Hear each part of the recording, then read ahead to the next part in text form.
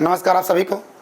मैं अरविंद चतुर्वेदी आपका स्वागत करता हूं आपके अपने YouTube चैनल अभिनंदन क्लासेस में। आज से हम शुरू करने वाले हैं हिंदी व्याकरण, जो कि सभी प्रतियोगी परीक्षाओं के दृष्टिकोण से लगभग महत्वपूर्ण विषय है। जैसे कोई स्टेट गवर्नमेंट का एग्ज़ाम हुआ या सेंट्रल गवर्नमेंट का एग्ज़ाम, जैसे SSC GD, UPSI, UPP, TET, PET, RO, VDO, लेखपाल, ऐसे ही लगभग सभी प्रतियोगी परीक्षाओं के दृष्टिकोण से हिंदी व्याकरण एक बहुत ही महत्वपूर्ण विषय है। आज हम शुरू करेंगे हिंदी व्याकरण का बहुत ही महत्वपूर्ण टॉपिक हिंदी वर्णमाला, जहां से लगभग 2 से 3 क्वेश्चन सभी प्रतियोगी परीक्षाओं में आने ही आने हैं। तो आइए देरी न करते हुए शुरू करते हैं हिंदी व्याकरण का पहला टॉपिक हिंदी वर्णमाला।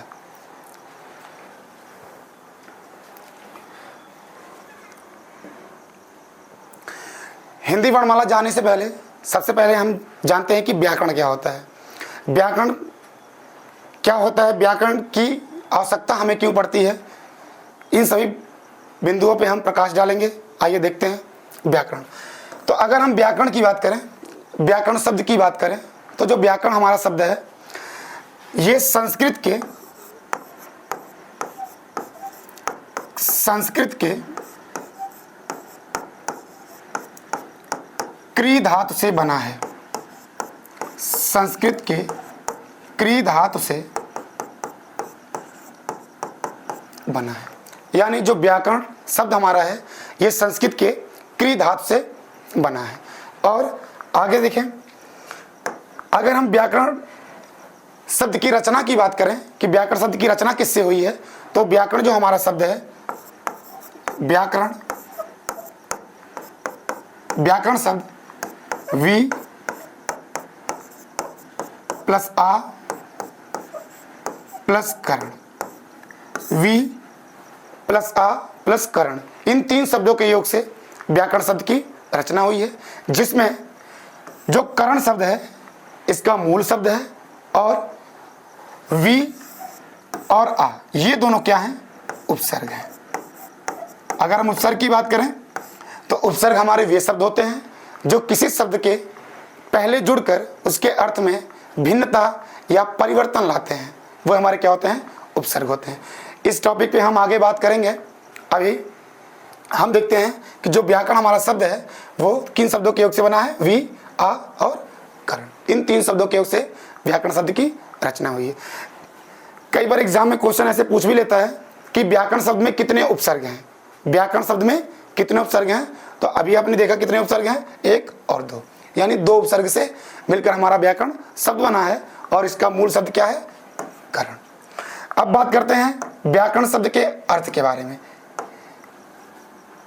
कि व्याकरण शब्द का शाब्दिक अर्थ क्या है। शाब्दिक अर्थ, शाब्दिक अर्थ, अगर हम व्याकरण शब्द के शाब्दिक अर्थ की बात करें तो व्याकरण शब्द का जो शाब्दिक अर्थ होता है वो होता है भली भांति समझना। क्या होता है, भली भांति समझना। व्याकरण शब्द का शाब्दिक अर्थ क्या होता है, भली भांति समझना। अब भली भांति क्या समझना, यानी किसी भी भाषा का ज्ञान प्राप्त करने के लिए हमें व्याकरण की जानकारी बहुत जरूरी है। यानी किसी भी भाषा, हर भाषा का अपना अलग अलग क्या होता है, व्याकरण। अब बिना व्याकरण के ज्ञान के हम किसी भी भाषा को ना सही तरह से बोल सकते हैं, ना उन्हें हम सही तरीके से लिख सकते हैं, ना उनका हम सही तरह से उच्चारण कर सकते हैं और ना उनका हम अच्छी तरह से प्रयोग कर सकते हैं। यानी व्याकरण की इतनी ज़्यादा महत्वता हमारे भाषा ज्ञान में है। अगर आप चाहें तो इसका स्क्रीनशॉट ले सकते हैं। आइए आगे देखते हैं। अब बात करते हैं व्याकरण की परिभाषा की कि व्याकरण की परिभाषा क्या है। तो अगर हम व्याकरण की परिभाषा की बात करें तो व्याकरण हमारा वह माध्यम है जिसके द्वारा हमें किसी भी भाषा के शुद्ध उच्चारण, शुद्ध लेखन, शुद्ध प्रयोग का ज्ञान प्राप्त होता है। यानी व्याकरण ही हमारा वह माध्यम है जिसके द्वारा हम क्या करते हैं, किसी भी भाषा का सही उच्चारण करना सीखते हैं, उन्हें हमें कैसे लिखना है इस बात की जानकारी मिलती है और उनका हमें प्रयोग कैसे करना है इस बात की भी जानकारी हमें कौन प्रदान करता है, व्याकरण करता है। तो आइए देखते हैं उनकी परिभाषा। व्याकरण।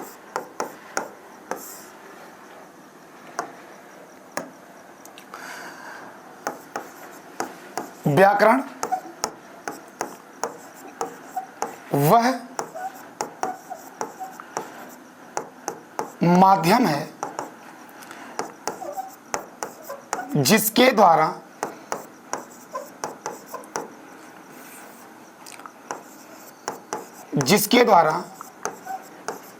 हमें किसी भी भाषा के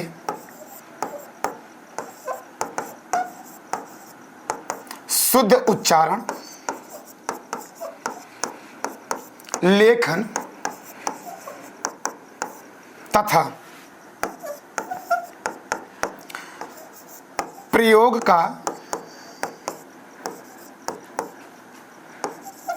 ज्ञान प्राप्त होता है। हम क्या जाने व्याकरण की परिभाषा के बारे में कि व्याकरण हमारा वह माध्यम है जिसके द्वारा हमें किसी भी भाषा के शुद्ध उच्चारण, शुद्ध लेखन तथा प्रयोग का ज्ञान प्राप्त होता है। अब बात करते हैं हिंदी व्याकरण की। अगर हम हिंदी व्याकरण के बारे में जाने तो हिंदी व्याकरण हमारा क्या है, जो बातें हम व्याकरण के बारे में जाने हैं वही बातें हिंदी व्याकरण के बारे में भी हैं, वही परिभाषा जो हम व्याकरण के बारे में पढ़े हैं। यानी व्याकरण की परिभाषा हम क्या पढ़ें कि जिसके द्वारा हमें किसी भी भाषा का शुद्ध लेखन, शुद्ध उच्चारण या प्रयोग का ज्ञान प्रदान होता है, वही हमारा क्या है, व्याकरण। वही चीज़ सेम क्या है हिंदी व्याकरण में कि जिन माध्यम से हमें हिंदी भाषा के बारे में उनका शुद्ध उच्चारण, उनका शुद्ध लेखन और उनका शुद्ध प्रयोग का ज्ञान प्रदान हो, वही हमारा क्या है, हिंदी व्याकरण है। जितने भी आपके व्याकरण हैं, हर व्याकरण के अलग अलग व्याकरणाचार्य हैं। व्याकरणाचार्य का मतलब क्या है कि जिन्होंने हिंदी व्याकरण यानी हर भाषा के अलग अलग व्याकरण को लिखा है। जैसे आप जानते होंगे संस्कृत भाषा एक ऐसी भाषा है जहाँ से हमारे हिंदी भाषा का उद्भव हुआ है। तो संस्कृत भाषा का भी अपना एक व्याकरण है जिसके व्याकरणाचार्य कौन है, पाणिनि। उसी तरह से हमारे हिंदी व्याकरण के भी जो व्याकरणाचार्य हैं वो कौन है, श्री कामता प्रसाद गुरुजी। यानी हिंदी व्याकरण के व्याकरणाचार्य यानी जिन्होंने हिंदी व्याकरण को लिखा। हिंदी व्याकरण के व्याकरणाचार्य कौन है, श्री कामता प्रसाद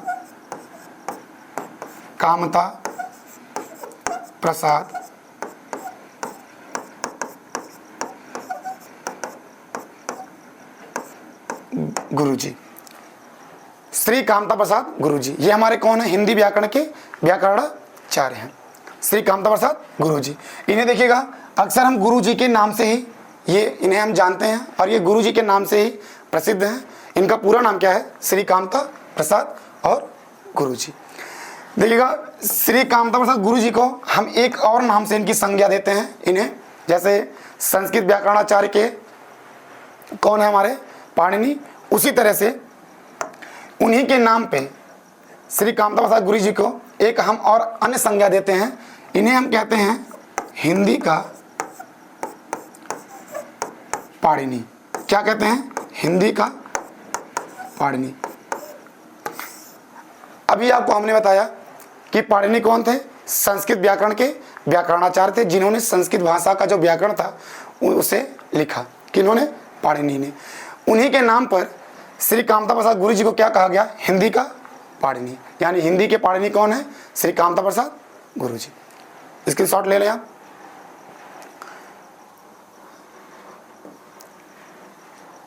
आइए अब बात करते हैं हम हिंदी व्याकरण के अंग की। यानी हिंदी व्याकरण के कितने अंग हैं। हिंदी व्याकरण के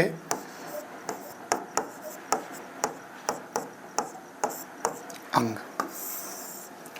हिंदी व्याकरण के अंग। देखिए एक शब्द आया हुआ है, बड़ा कॉमन सा शब्द है ये, अंग।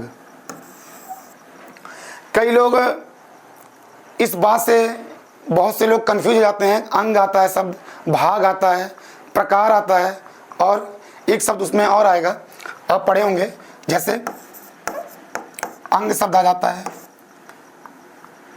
अंग के बाद आप पढ़ लेते हैं भाग, कहीं कहीं दिखाई देता है, कहीं पे आपको दिखाई देगा प्रकार, दिखाई देगा, कहीं पे आपको दिखेगा भेद। ये 4 शब्द अक्सर आप लोगों ने देखा होगा, और इन चारों शब्दों में अक्सर लोग कंफ्यूज होते हैं कि इनका प्रयोग हम कहाँ कहाँ करते हैं, कहाँ पे हम अंग का प्रयोग करते हैं, कहाँ हम भाग लिखेंगे, कहाँ हम प्रकार शब्द लिखते हैं, और कहाँ पे हम भेद लिखते हैं। तो भैया आइए हम जानते हैं इनके बारे में। तो अगर हम बात करें प्रकार या भेद की, तो प्रकार या भेद हमारे क्या हैं, दोनों एक हैं। यानी जहाँ आप प्रकार लिखते हैं वहाँ आप क्या लिख सकते हैं, भेद। और अंग और भाग की बात करें तो अंग और भाग आपके क्या हैं, दोनों बातें एक हैं। यानी जहाँ पे आप अंग लिखते हैं वहाँ आप क्या लिख सकते हैं, भाग भी लिख सकते हैं। देखिए इनके लिए इंग्लिश में एक वर्ड आता है जिसको हम कहते हैं पार्ट। प्रकार के लिए 2 शब्द का प्रयोग होता है। एक प्रकार को हम कहते हैं, इंग्लिश में हम कहते हैं टाइप्स, और एक हम भेद को क्या कहते हैं, इंग्लिश में हम कहते हैं काइंड्स। इनका अलग अलग प्रयोग है, लेकिन हिंदी व्याकरण में आपको प्रकार और भेद दोनों बातें एक हैं, अंग और भाग दोनों बातें एक हैं। अगर हम बात करें हिंदी व्याकरण के अंग की, तो पूरे हिंदी व्याकरण में के जो अंग हैं वो कितने हैं, 3 अंग हैं। यानी हिंदी व्याकरण के 3 अंग हैं। हिंदी व्याकरण के कितने अंग हैं, 3 अंग हैं। आइए तीनों के बारे में जानते हैं। तो अगर हम हिंदी व्याकरण की बात करें तो इनके 3 अंग कौन कौन आते हैं। पहला तो आपका है वर्ण विचार। पहला भाग कौन सा है, वर्ण विचार। यानी इनमें हम सभी जितने भी आपके स्वर आते हैं, जितने आपके व्यंजन आते हैं, उन सब के बारे में हम पढ़ेंगे वर्ण विचार के अंतर्गत। इसका दूसरा नंबर हमारा आता है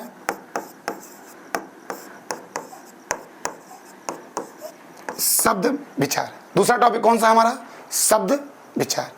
शब्द विचार के अंतर्गत हम पढ़ेंगे संज्ञा, सर्वनाम, क्रिया, विशेषण, तत्सम, तद्भव, देशज, विदेशज, संकर शब्द, ऋण, यौगिक, योग ऋण शब्द, पर्यायवाची, विलोम शब्द, अनेकार्थी शब्द, समश्रुत, भिन्नार्थक शब्द, मुहावरे, लोकोक्तियाँ, सारी की सारी चीज़ हम किसमें कवर करेंगे, आपका शब्द विचार के अंतर्गत। बाकी इसके बाद जो तीसरा टॉपिक हमारा आता है वो हमारा क्या है, वाक्य विचार। ये 3 टॉपिक आपके क्या हैं, हिंदी व्याकरण के अंग है। ये 3 टॉपिक कवर होने के बाद हमारा का पूरा जो हिंदी व्याकरण का जो सिलेबस है वो पूरा समाप्त हो जाता है इन 3 टॉपिक को पढ़ने के बाद।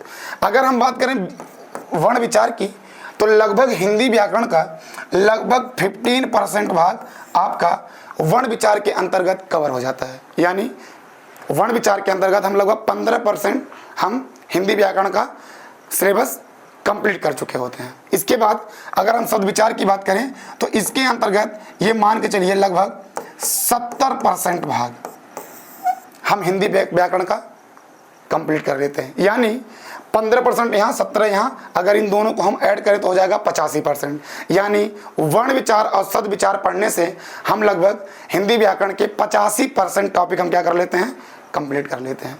इसके बाद नंबर आता है वाक्य विचार का, तो इसमें कितने बचे आपके 15%। यानी वाक्य विचार पढ़ने पे हमें लगभग हिंदी व्याकरण का 15% टॉपिक, जो बचा हुआ टॉपिक होता है वो भी समाप्त हो जाता है। यानी वर्ण विचार, शब्द विचार और वाक्य विचार तीनों को अगर मिलाया जाए तो हो गया पूरा 100%। यानी इन तीनों टॉपिक को खत्म करने के बाद हम पूरा हिंदी व्याकरण पूरा का पूरा कंप्लीट कर लेंगे। यानी इन्हें इसी सीक्वेंस में पढ़ना है। सबसे पहले हम पढ़ेंगे वर्ण विचार, इसके बाद हम पढ़ेंगे शब्द विचार, इसके बाद हम पढ़ेंगे वाक्य विचार। तो सबसे पहले शुरू करेंगे हम वर्ण विचार, और इन्हीं सीक्वेंस में हमको पढ़ना है, पहले वर्ण विचार, शब्द विचार और वाक्य विचार। तो आइए शुरू करते हैं। वर्ण विचार।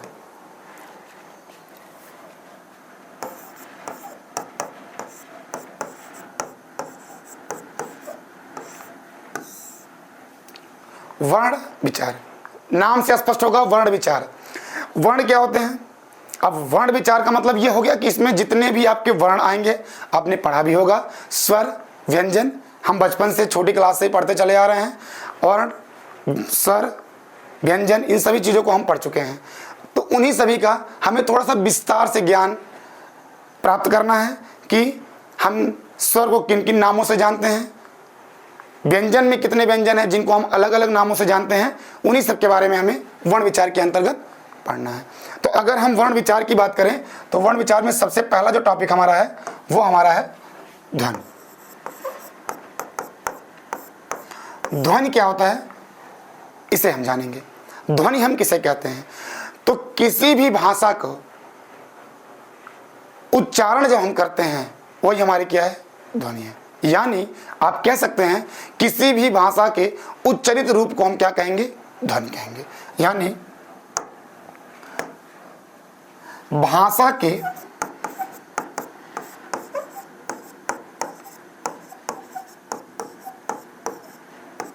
उच्चरित रूप को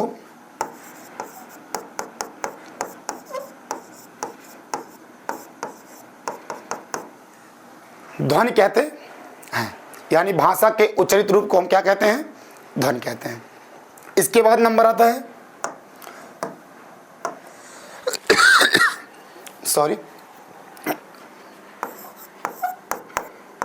वर्ण। इसके बाद नंबर आता है वर्ण का। ध्वनि के बाद वर्ण। यानी अभी हमने पढ़ा कि भाषा के उच्चरित रूप को, जो भी कुछ हम मुख से बोलते हैं वो क्या है? ध्वनि है। अब उन्हीं उच्चरित ध्वनियों को अगर हम लिख दें, यानी उच्चरित ध्वनियों को हम लिखित रूप प्रदान कर दें, तो वो हमारा क्या कहलाएगा? वर्ण कहलाएगा। यानी हम कह सकते हैं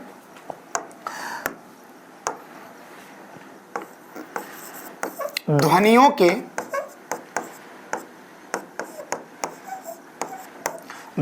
के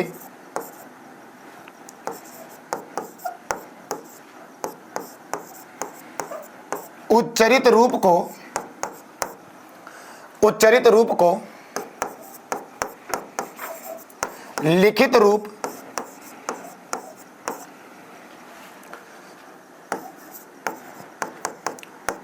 प्रदान करना वर्ण कहलाता है।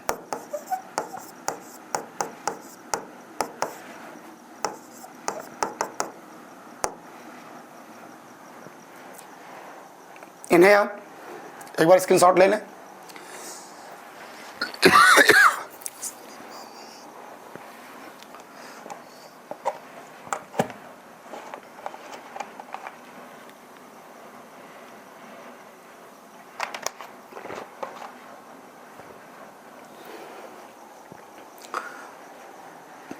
तो हमने क्या जाना? ध्वनि हम किसे कहेंगे? कि जो भी कुछ हम मुख से उच्चरित करते हैं उन्हें हम क्या कहेंगे? ध्वनि कहेंगे। और उन्हीं ध्वनियों को अगर हम लिखित रूप प्रदान कर दें तो हमारा क्या कहलाएगा? वर्ण कहलाएगा। आइए अब जानते हैं आगे। अक्षर। अक्षर किसे कहते हैं? ध्वनियों के उच्चरित रूप को हम ध्वनि कहेंगे। उन्हीं ध्वनियों के उच्चरित रूप को हम लिखित रूप प्रदान करें तो क्या कहलाएगा? हमारा वर्ण कहलाएगा। लेकिन अक्षर बिल्कुल इनसे अलग हैं। अक्षर हम किसे कहेंगे? जिन ध्वनियों को हम श्वास के एक झटके में उच्चारण कर दें उन्हें हम क्या कहेंगे? अक्षर कहेंगे। यानी जिन ध्वनियों का उच्चारण हम श्वास के एक झटके में करते हैं उन्हें हम क्या कहेंगे? अक्षर कहेंगे। यानी जिन ध्वनियों का उच्चारण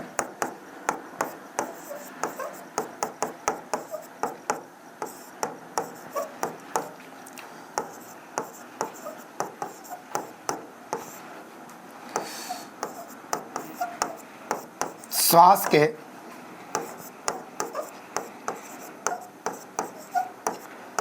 एक झटके में होता है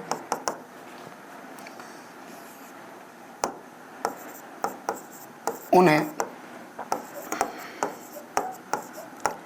अक्षर कहते हैं।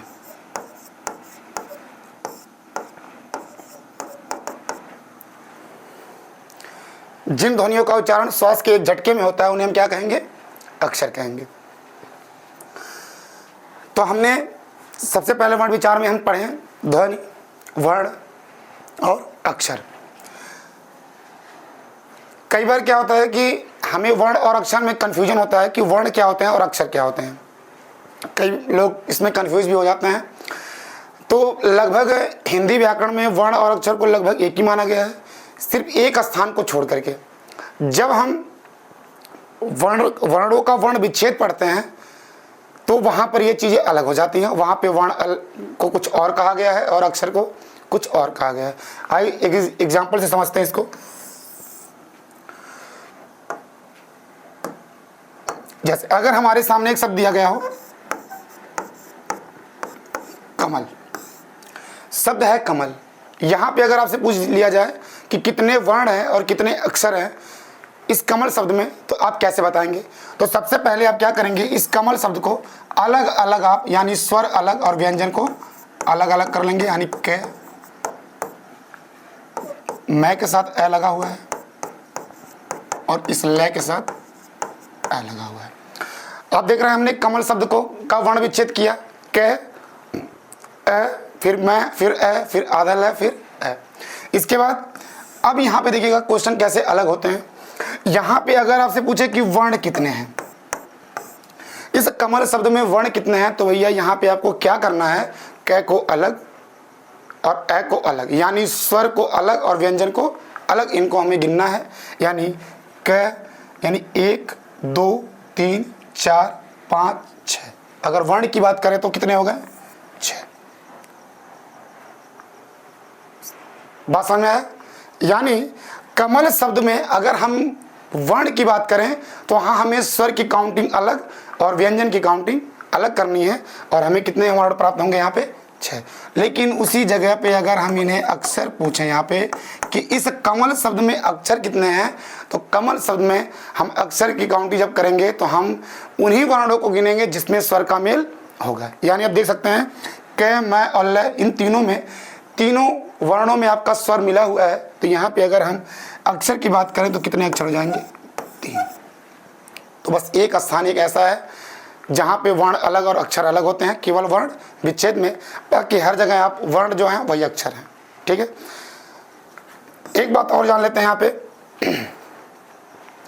जैसे अगर बात किया जाए, क्या ऐसा हम कह सकते हैं कि अगर हम उन्हीं वर्णों को हम अक्षर गिनेंगे जिसमें स्वर लगा हुआ है, तो क्या अगर ऐसे कोई वर्ण आ जाए जिसमें स्वर का मेल ना हो तो क्या उन्हें हम अक्षर नहीं कहेंगे?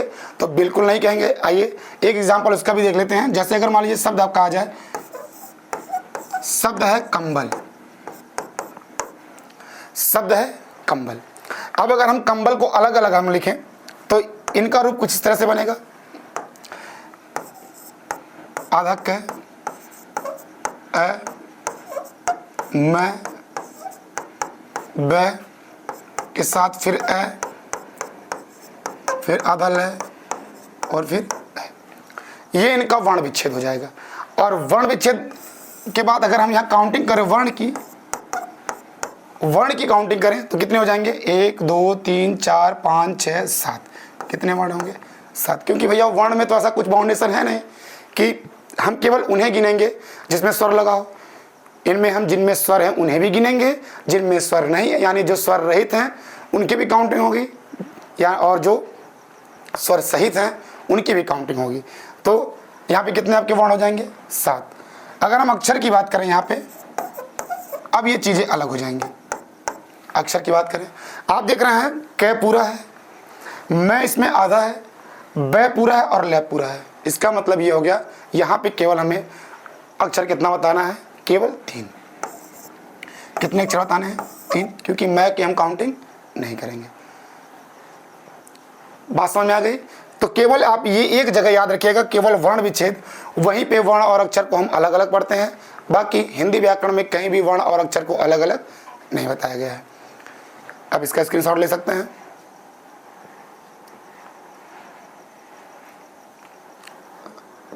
आइए अब बात करते हैं वर्ण, अक्षर और ध्वनि से संबंधित कुछ महत्वपूर्ण प्रश्न पूछे जाते हैं जो एग्जाम में डायरेक्टली एक एक लाइन के क्वेश्चन आते हैं, और उन्हीं कुछ महत्वपूर्ण बिंदुओं पर हम ध्यान देंगे। तो हम हेडिंग बना लेंगे महत्वपूर्ण तथ्य। महत्वपूर्ण तथ्य, और महत्वपूर्ण तथ्य का जो पहला टॉपिक है वो हमारा क्या है, देखिए पहला नंबर क्या है। अगर आपसे पूछ लिया जाए कि भाषा की सबसे छोटी मौखिक इकाई क्या है, भाषा की सबसे छोटी मौखिक इकाई, मौखिक का मतलब समझ रहे हैं, यानी जिन वर्णों का उच्चारण केवल हम मुख से करते हैं, यानी उन्हें हम लिखते नहीं हैं, वो क्या है। तो अभी आपने ध्वनि की परिभाषा कुछ इसी तरह से पढ़ी थी कि जब हम वर्णों का उच्चारण करते हैं तो वो हमारी क्या कहलाती है, ध्वनि, और उन्हीं को अगर हम लिख देते हैं तो क्या हो जाता है, वर्ण। उसी तरह से उसी चीज़ों को लेकर के एक क्वेश्चन बनता है कि भाषा की सबसे छोटी, भाषा की सबसे छोटी मौखिक इकाई, भाषा की सबसे छोटी मौखिक इकाई। तो अगर हम बात करें तो यहां पे क्या हो जाएगी, ध्वनि। क्या हो जाएगी, ध्वनि। भाषा की सबसे छोटी मौखिक इकाई ध्वनि। ये देखिएगा एक नंबर का क्वेश्चन, ऐसे ही क्वेश्चन आपसे एग्जाम में पूछ लिया जाएगा कि भाषा की सबसे छोटी जो मौखिक इकाई वो क्या है, तब क्या बताएंगे, ध्वनि। दूसरा पॉइंट, अगर यही क्वेश्चन कुछ इस तरह से दे दिया जाए कि भाषा की सबसे छोटी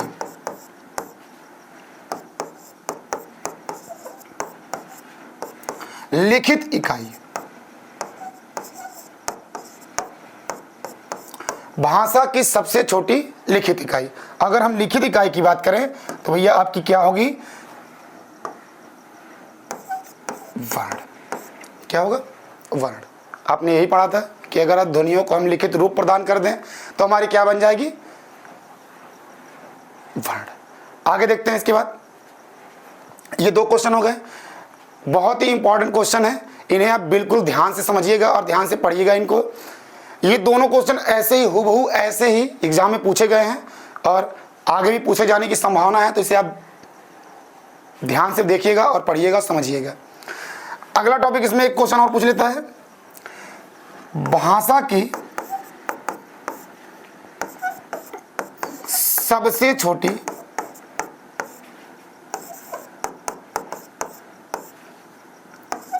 इकाई क्या है।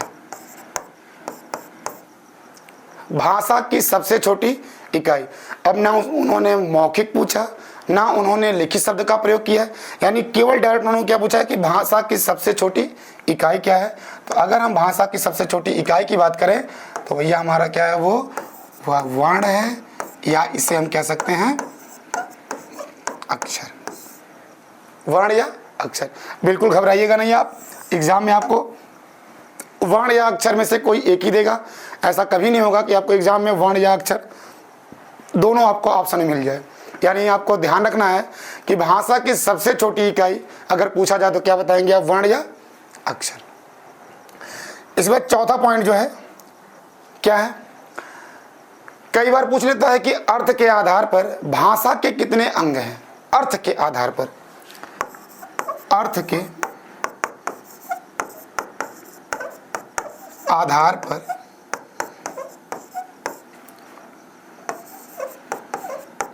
भाषा के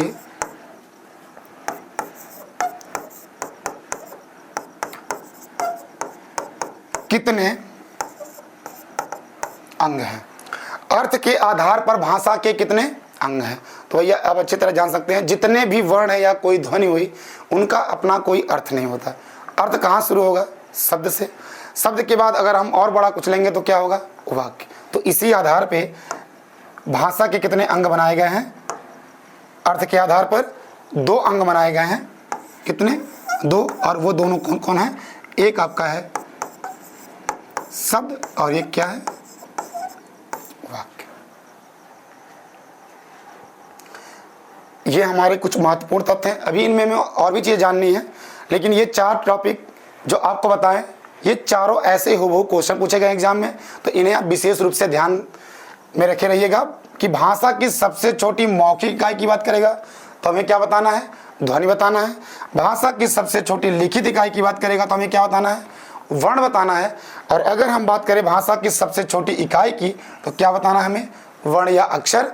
और अर्थ के आधार पर भाषा के कितने अंग हैं, तो कितने अंग हैं, 2, और वो दोनों कौन कौन है, एक भैया आपका है शब्द और एक आपका क्या है, वाक्य।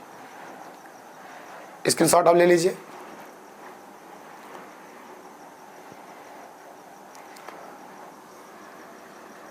आइए अब अगले महत्वपूर्ण बिंदु पर हम ध्यान देते हैं।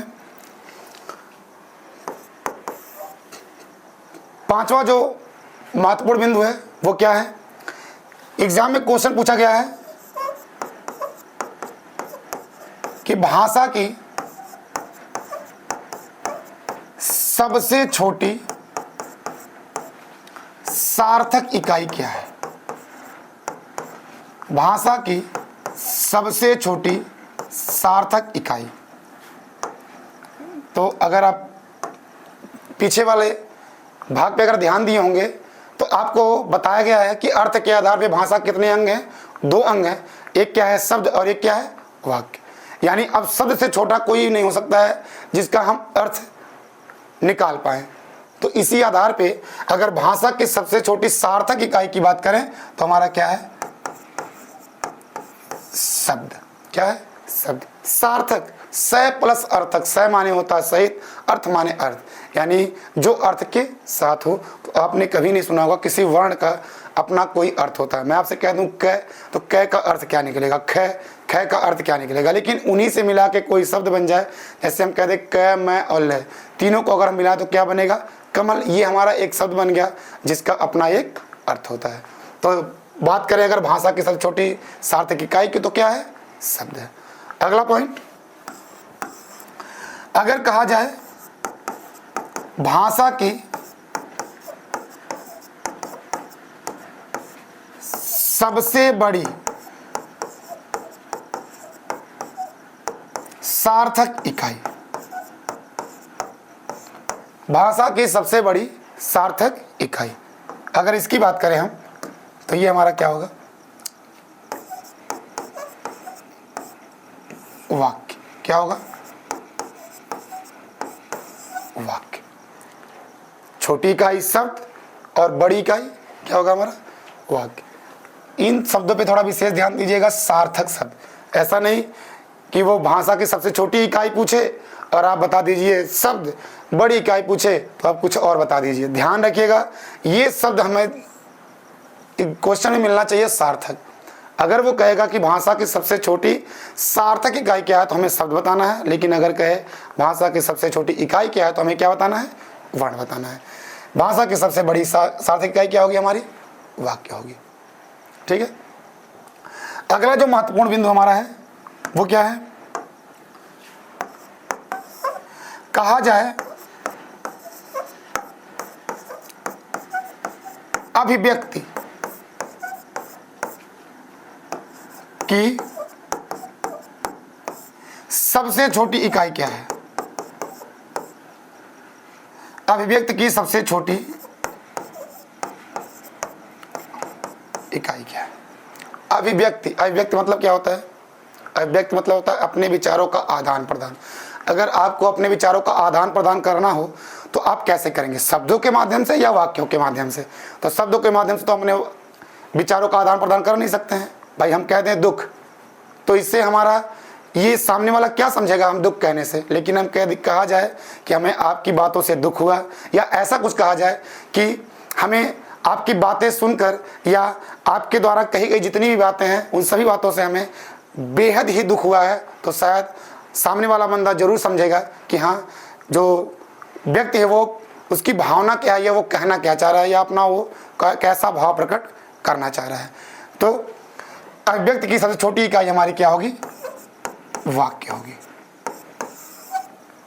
तो ये 7 महत्वपूर्ण आपके बिंदु हैं जो वर्ण, अक्षर और ध्वनि से अक्सर पूछे गए हैं, तो इन पे आप विशेष ध्यान दीजिएगा। पहला हम क्या पढ़ें कि भाषा की सबसे छोटी मौखिक इकाई ध्वनि है, भाषा की सबसे छोटी लिखित इकाई वर्ण है, भाषा की सबसे छोटी इकाई क्या है, वर्ण या अक्षर है।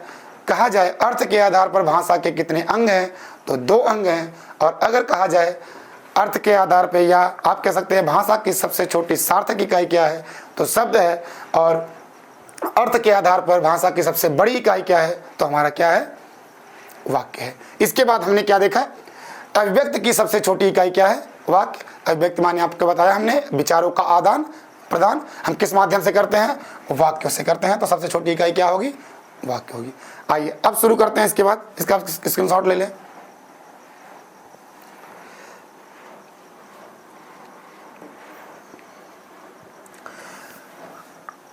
अब हम शुरू करने वाले हैं वर्णमाला। यहाँ से हमारा हिंदी का महत्वपूर्ण जो टॉपिक हमारा है वर्णमाला वो शुरू होगा।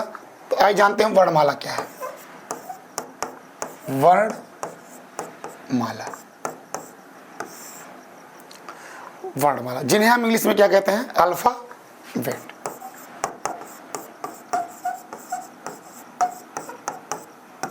अल्फाबेट क्या कहते हैं, यानी वर्णमाला को हम क्या कहते हैं इंग्लिश में, अल्फाबेट।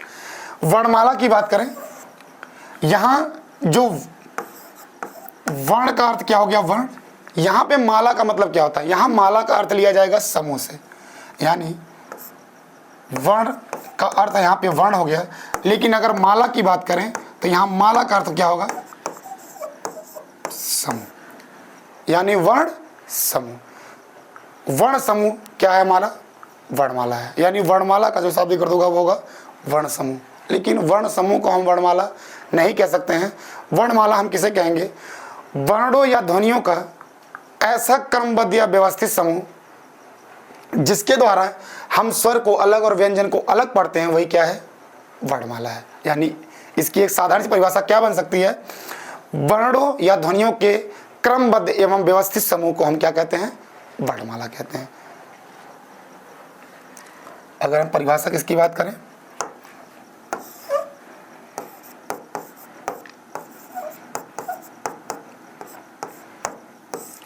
परिभाषा की बात करें तो परिभाषा क्या होगी, वर्णों के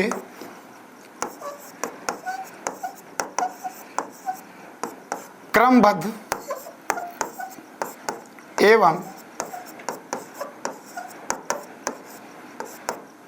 व्यवस्थित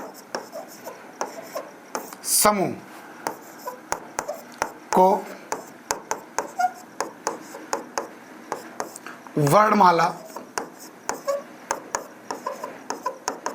कहते हैं। वर्णों के क्रमबद्ध एवं व्यवस्थित समूह को हम क्या कहते हैं, वर्णमाला कहते हैं। देखिए कई किताबों में आपको कुछ परिभाषाएं कुछ इस तरह से मिलेंगी, वर्णों के समूह को हम वर्णमाला कहते हैं। तो भैया आप बिल्कुल इस बात को बिल्कुल आप इग्नोर करिएगा। वर्णों के समूह को हम वर्णमाला नहीं, वर्णों के क्रमबद्ध और व्यवस्थित समूह को हम क्या कहते हैं, वर्णमाला।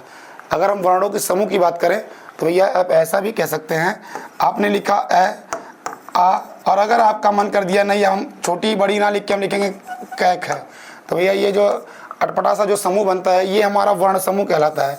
और इन्हें हम कभी भी वर्णमाला नहीं कहेंगे। वर्णमाला हम किसे कहते हैं कि जहाँ पे वर्णों का अलग अलग समूह हो, यानी स्वर अलग और व्यंजन अलग हों, उनके क्रमबद्ध और व्यवस्थित समूह को हम क्या कहेंगे, वर्णमाला कहेंगे। तो इस बात पे थोड़ा विशेष आप ध्यान देंगे कि वर्णों का जो क्रमबद्ध और व्यवस्थित समूह जो होता है वो हमारा क्या है, वर्णमाला है।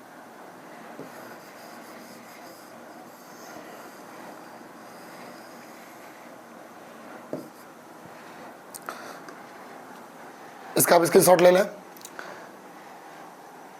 अब इसके बाद हम जानेंगे कि वर्णमाला के कितने अंग हैं, या हम कह सकते हैं वर्ण के कितने प्रकार होते हैं। वर्ण के प्रकार,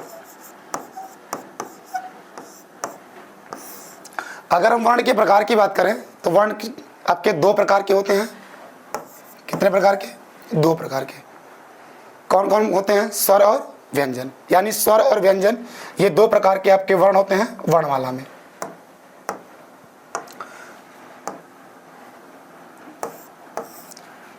पहला आपका स्वर, दूसरा आपका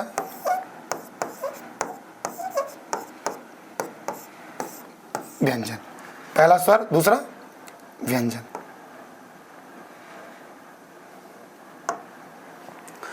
अगर हम बात करें स्वर की बात करें तो स्वर हम किसे कहेंगे?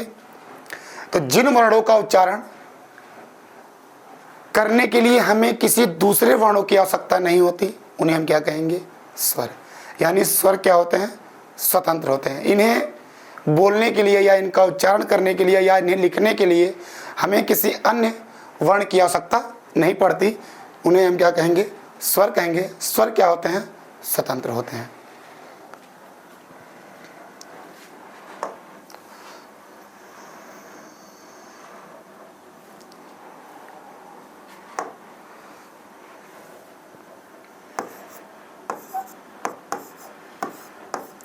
स्वर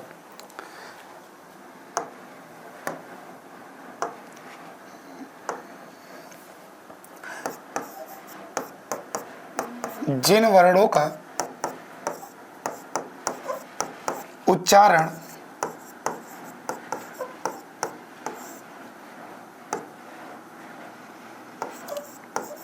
करते समय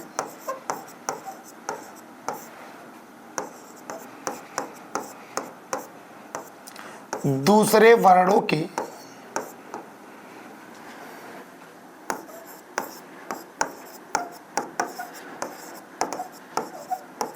आवश्यकता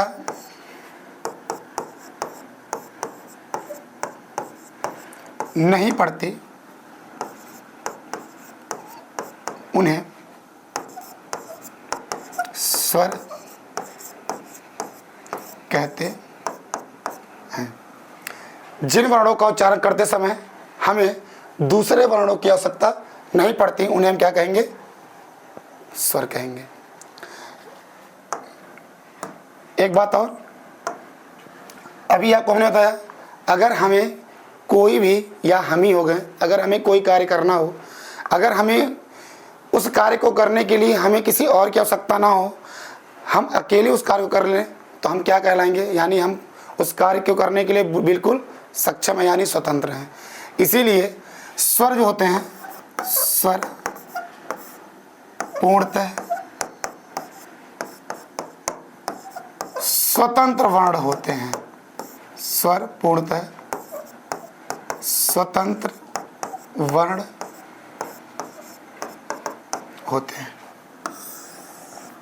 स्वर पूर्णतः क्या होते हैं? स्वतंत्र होते हैं। इनका आप स्क्रीनशॉट ले लें।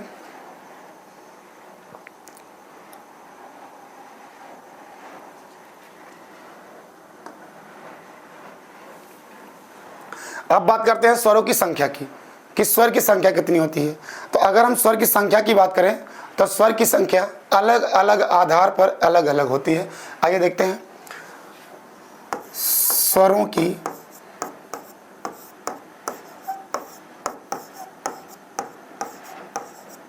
संख्या। और देखिएगा यहां से भी एक क्वेश्चन आना तय होता है, यानी अगर स्वर से क्वेश्चन आए तो संख्या से भी क्वेश्चन बनते ही हैं। आइए देखिए, अगर हम बात करें स्वर की संख्या की, तो इसमें 13 भी संख्या कहीं कहीं मानी जाती है, कहीं 11 भी मानी जाती है, कहीं 10 भी सही है, लेकिन इनके आधार अलग अलग हैं। तो अगर हम बात करें लेखन के आधार पर, लेखन के आधार पर स्वरों की संख्या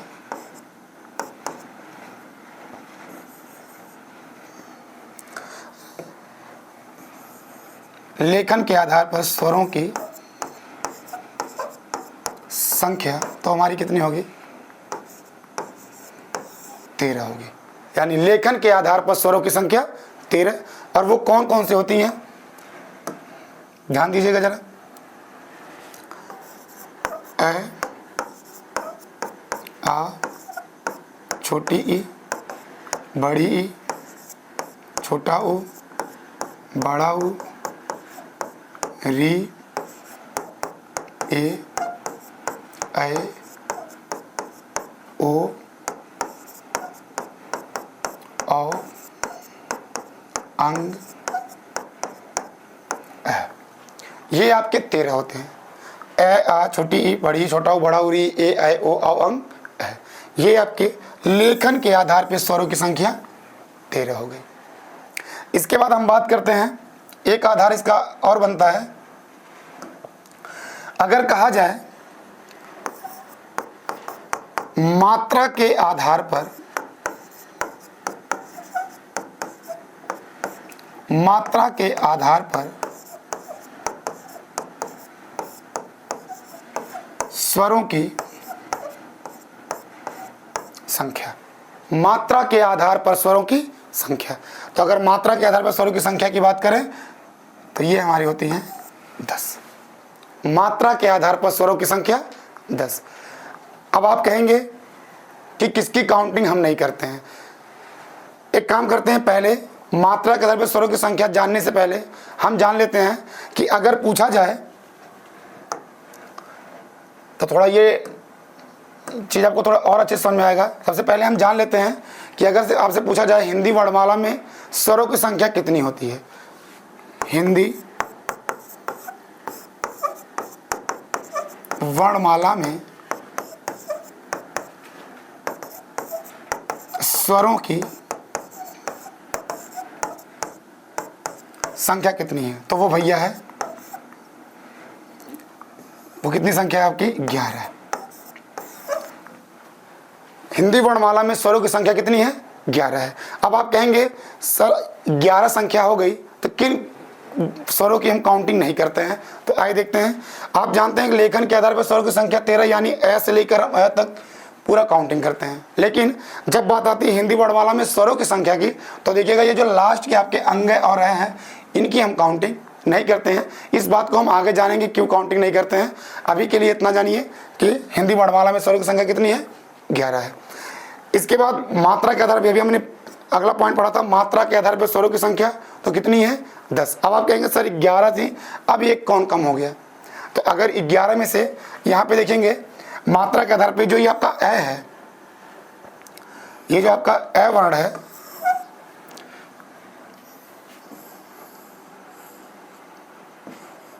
ये जो आपका ए वर्ण है, इसकी कोई मात्रा नहीं होती, ए की कोई मात्रा नहीं होती है। इसीलिए मात्रा के आधार पर स्वरों की संख्या कितनी है? 10। यानी आपसे कह सकते हैं, यहाँ आप लिख सकते हैं ए की मात्रा नहीं होती, यानी ए की कोई मात्रा नहीं होती, इसलिए हम मात्रा के आधार पर स्वरों की संख्या कितनी कहते हैं? 10। एक अंतिम पॉइंट संख्या से, यहाँ से एक क्वेश्चन और बनता है कि कहा जाए उच्चारण के आधार पर,